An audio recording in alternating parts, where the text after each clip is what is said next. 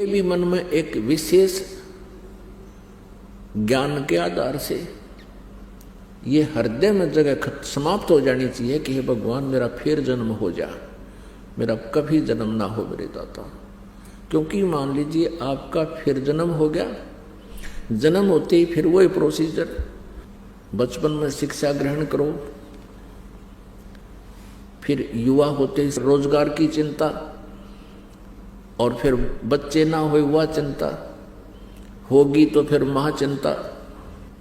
और ये भी सोच कर चलो कि हमारा, क्योंकि हम गफलत करेंगे तभी हमारे साथ ऐसा होगा, पुनर्जन्म भी वैसे नहीं होगा जल्दी से।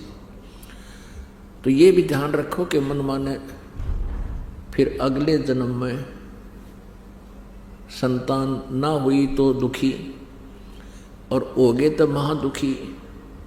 कोई मर गया, कोई जीवित रहा है, कोई रोगी, कोई कोढ़ी हो गया। हम देखते हैं एक एक परिवार के ऐसे बच्चे हैं तो जीवन से ही ऐसी स्थिति में है, ना वो मरे हैं ना जीवित हैं। तो कहने का भाव यह है कि इन दुखों को और इस हरहट के कुएं को याद रख कर इस जन्म और मृत्यु से आपको हृदय से नफरत हो जानी चाहिए। एक गलानी बनेगी अंदर में, एक गलानी बनेगी ज्ञान से और भक्ति से, तो फिर आपका पुनर्जन्म नहीं होगा। यहाँ पर आप सीधे सतलोक जाओगे, मर्यादा में रहना होगा, सतभक्ति करते रहना होगा, आखिरी श्वास तक जाप करना है। कबीर परमात्मा कहते हैं अपनी महिमा अपने पाने की विधि आप ही बताते हैं। साईं यूं मत जानियो प्रीत घटे ममचत, मरूं तो तुम सुमृत मरूं और जीवित सुमरूं नित। अब कहते हैं भगवान की भक्ति को, परमात्मा के अंदर आस्था या नकली सी मत लाइयो, एक मजाक मत समझना। कहते साईं यूं मत जानियो प्रीत घटे ममचत, मरूं तो तुम सुमृत मरूं और जीवित सुमरूं नित। तो पुण्यात्मा, परमात्मा का पाना सबसे आसान है। परमात्मा का पाना जितना आसान है, इस पृथ्वी पर कुछ भी काम इतना आसान नहीं है। सतलोक में जाना जितना आसान है, बहुत इजी है, लेकिन जो कठिन है वो ये है कि ये विश्वास होना जो ज्ञान दास आपको बता रहा है, ये कठिन है। जिस दिन आपके ये विश्वास हो जाएगा कि सचमुच ऐसा ही है, आपका मोक्ष निश्चित है। और ऐसे वैसे कहने से नहीं, आपको एक पॉइंट पर 6 प्रमाण दिए जाएंगे कि परमात्मा कहाँ है, कौन है, कैसा है और कहाँ प्रमाण है, और वहाँ गए प्राणियों की क्या स्थिति है। अब जैसे हम देखा करते थे कि एक ऋषि ने 1000 वर्ष तक तप किया, एक ऋषि ने 10,000 वर्ष तक तप किया, और फिर क्या देखते हैं, बस हम तो इतना ही देखते हैं, बड़े महर्षि थे और उन्होंने 1000 वर्ष तक तप किया, साधना की।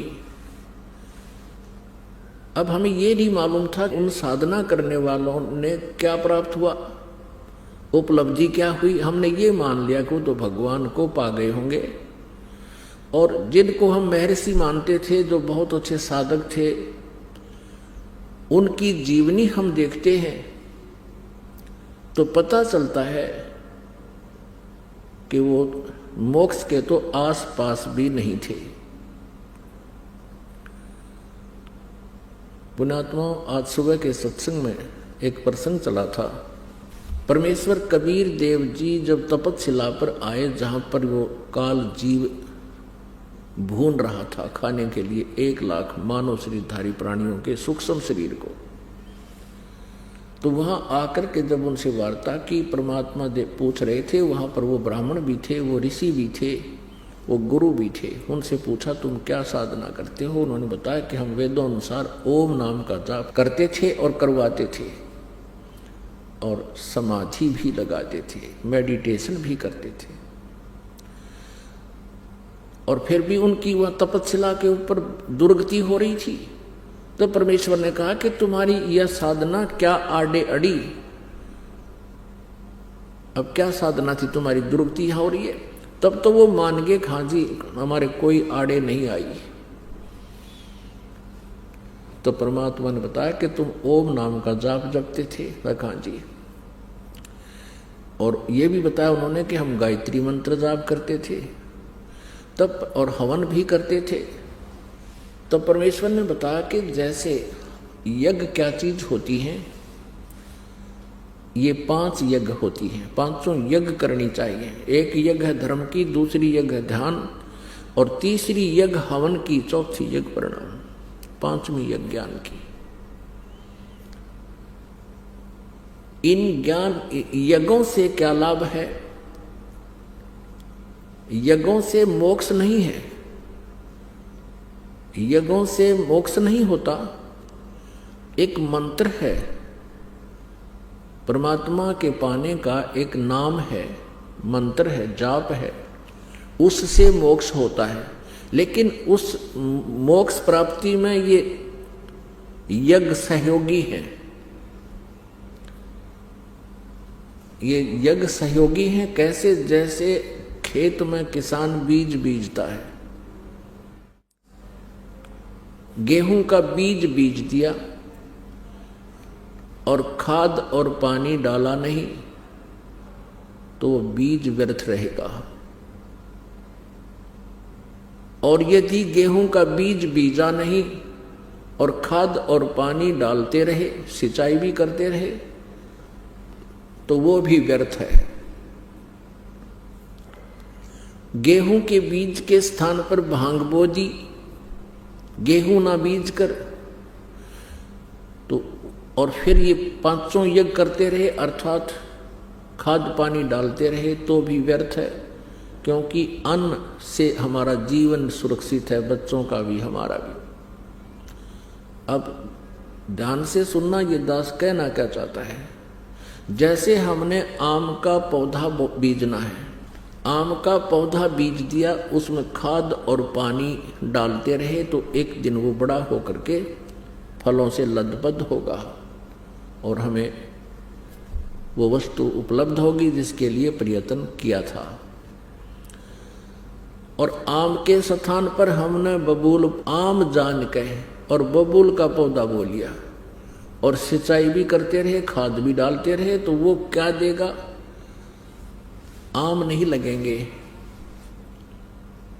वो बबूल के कांटे ही मिलेंगे।